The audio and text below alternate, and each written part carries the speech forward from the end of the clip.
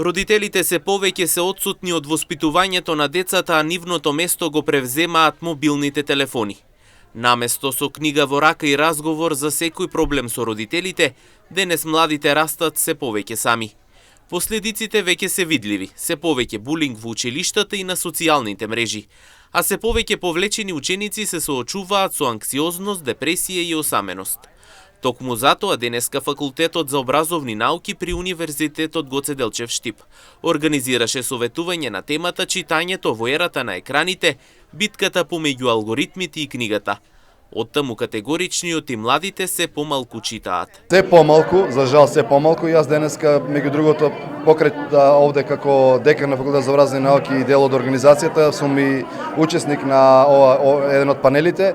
Ќе зборувам токму тоа колку е важно читањето, ќе демонстрирам неколку научни студии, ќе покажам кои што покажуваат колкава е разликата помеѓу читањето од книга и читањето од екран, а камоли пак гледањето видеа и читањето. Така што токму во ова време наистина е предизвик и сериозна потребата да се образуваат децата на читање на книга. Кога се во прашање решенијата, повеќето професори велат дека е најдобро да се гледаат примерите на Австралија, која превзеде мерки со која ограничува можноста од користењето на социјалните мрежи. Презентацијата е доста интересна и треба да е во насока на советување и на родителите, и на наставниците, и секако и на политиката, вклучително нели на владата, на општината, на училиштата, кои што можеби треба да совесно да преземат мерки во поглед на скратување на времето на користење на екраните или на мобилните телефони, со тоа што еве гледам и Австралија како земја веќе презема мерки или ги укинува, ја ограничува можноста на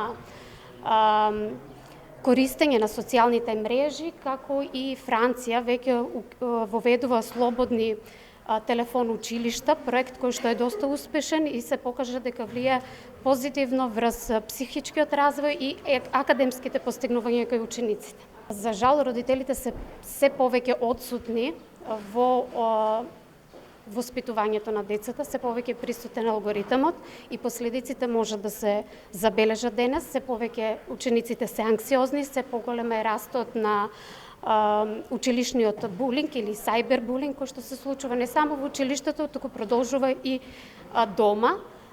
Имаме анорексија кај децата или нарушена исхрана, анксиозност, депресија, дури во најлош случај имаме и моменти на самоубиство кај тинеџери.